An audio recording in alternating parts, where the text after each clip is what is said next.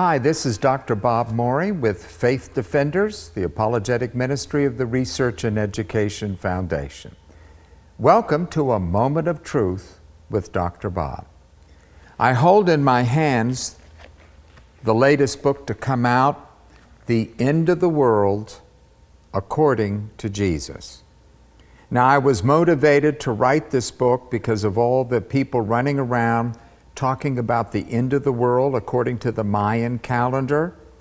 I saw that in the movie, I saw that in the television. Then also the end of the world according to Nostradamus, the end of the world according to the Hindus, the end of the world according to the Bhagavad Gita, and all of these other pagans. Nowhere on television or on the radio is anybody considering the end of the world according to Jesus. In this book, The End of the World, I begin in the introduction with this chapter that the world had a beginning and will have an end is one of the fundamental concepts of the Bible revealed from the first verse of Genesis to the last verse of the Apocalypse. Human history is like a train running on a predetermined track laid down in eternity by the sovereign God who created it for His glory. The train of history is rushing to a predetermined end when all the dead will be bodily resurrected in order to stand before King Messiah to be judged. He will declare the eternal destiny and condition of all men. A new heavens and a new earth will be created for the redeemed, while the unregenerate face eternal conscious punishment in hell. This is the truth, the whole truth, and nothing but the truth, according to the Holy Scriptures. In this book, I tackle the two most difficult prophetic passages in the entire Bible. Without a doubt, what is described as the Mount Olivet Discourse, and most people assume that the discourse is found in Matthew 24 and 25. They don't understand it's also found in Mark and in Luke. For that reason, I give you the gospel parallel so that you can read Matthew's summary, Mark's summary, and Luke's summary of what was not a discourse, but the last bowl session that Jesus had, a question and answer period that Jesus had in private with His disciples. Now, one of the things that have come up in this book was that I am using not a dispensational, nor a covenantal, or a liberal hermeneutic. I am using the Jewish apocalyptic hermeneutic to interpret Jewish apocalyptic literature. Matter of fact, in Luke's account, this whole bowl session of Jesus is called apocalypsis. It is an apocalyptic. And then I quote from the commentators who point this out. Now, when you interpret Jewish apocalyptic literature, that's a whole stream of literature beginning in the Old Testament, carried on through in the intertestamental period into the New Testament. The two big passages would be the one that's called the Mount Olivet Discourse, which really was not a discourse or sermon, but it was a question-answer period, informal, in private. And then the last book of the Bible, which is mistranslated, the book of Revelation.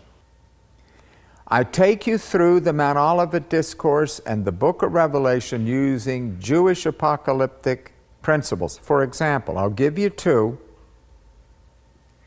that were of great help. In Western European education, if I gave you 4 questions, in what order would you answer them? Well, when I gave this to hundreds of people in these seminars, they would say, well, I would answer question 1, then question 2, question 3, and question 4. How many of you here in the studio, that's the way you were trained in school, weren't you? But the Jew in the first century did the opposite. They started with the last and worked their way forward. So that Jesus answered the fourth, then the third, then the second, then he didn't answer the first one at all because it was to set a date, and Jesus never set dates. This is the kind of discovery and insight that you're going to get into this book, The End of the World According to Jesus.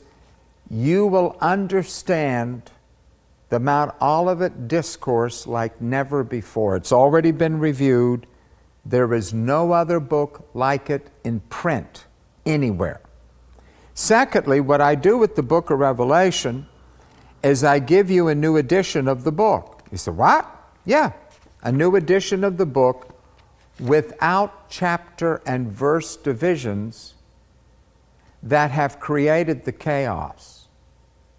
You must remember that it was Robert Stephanus, the Parisian, who invented chapter and verses that were later picked up and used by the authors of the King James. And he would be riding a horse. This is actually true. Historians have documented this. He would be riding and his horse would stumble and he'd make a verse or he'd make a chapter. That's why so often the chapter and verse divisions are absolutely crazy in the New Testament. They break up dialogue. The Apostle Paul is giving an extended argument and it's broken in half. Verses break up. One sentence is broken up into 3 verses. So someone reads one verse and runs off with an interpretation that is erroneous because it's only a third of the sentence. So I take away the chapter and verse divisions. I reorganize the book of the Apocalypse of Jesus the Messiah into the way that a Jew in the first century would have read that book. Now listen to me carefully. Why should we interpret the Bible, particularly Bible prophecy, using hermeneutical principles invented by someone in Scotland or in the United States in the 19th or 20th century? Now think about that. When these individuals, we know, knew nothing of Jewish literature, had never seen the Talmud, the Mishnah, the Midrash, the Haggadah, they knew nothing of the intertestamental period, they knew nothing of the genre of apocalyptic literature. They created Western European Gentile interpretations. That was simply picturing what the eternal state is like, picturing heaven. Mr. Goldberg, what would heaven be to you? Oh, gold everywhere, streets of gold. Mr. Silverman, you're a jeweler. Oh, there'll be jewels encrusted everywhere. They would picture the future using the symbols of the present to indicate that it's going to be wonderful beyond comprehension.